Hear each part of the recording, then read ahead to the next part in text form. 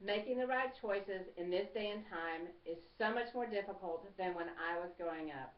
Kids today have so much more to deal with, or maybe it's just that now that I'm an adult, I can see and understand things better. When I was a student, I wasn't aware that drugs or alcohol were an issue for any of our students or their parents. I didn't know anyone who lived in an abusive situation or even in a single parent household, nor did I have any knowledge of poverty or anyone living in it. If there were students at my school living in any of these situations, I wasn't aware. College was something I always knew was available to me. I never worried about whether or not I could attend if that's what I chose to do. We had motivational speakers at our school last week talking to our students about attending college.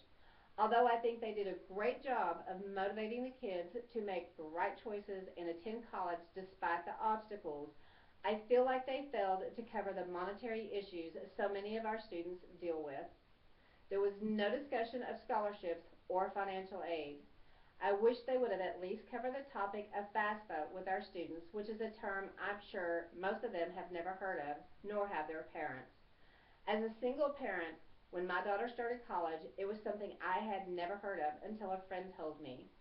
FAFSA is the free application for federal student aid where students can apply for Pell Grants, which don't have to be paid back, or student loans to help ease the cost of tuition. I wish there was a way that we could get this vital information out to our students so that they would know there is hope. I didn't have to deal with any of the issues our students do today.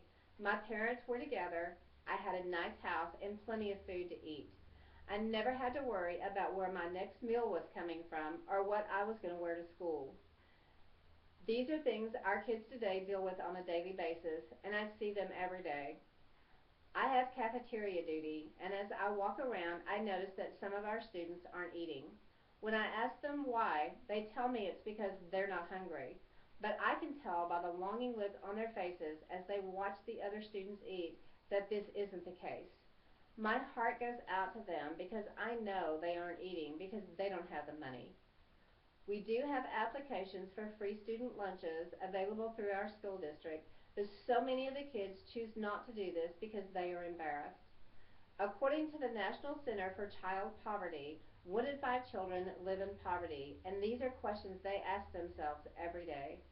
In 2013, 14.7 million children lived below the poverty line. Although we have seen a decrease in this area, it's still a threat to our country. Part of the reason we've seen this decrease is because more families have parents who are working full-time jobs year-round.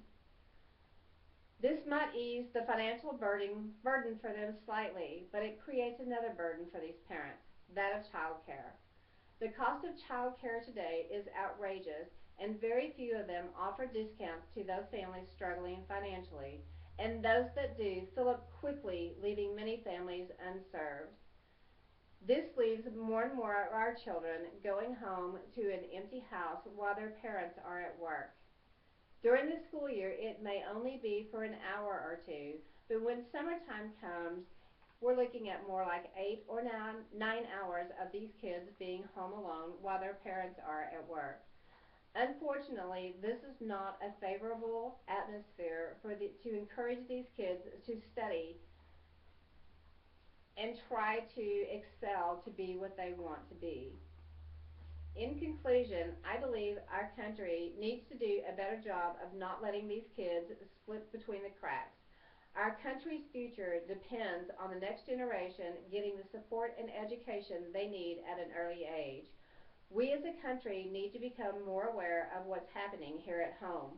If you stop and think about it, how many of you were aware of the child poverty rate in our country until I told you?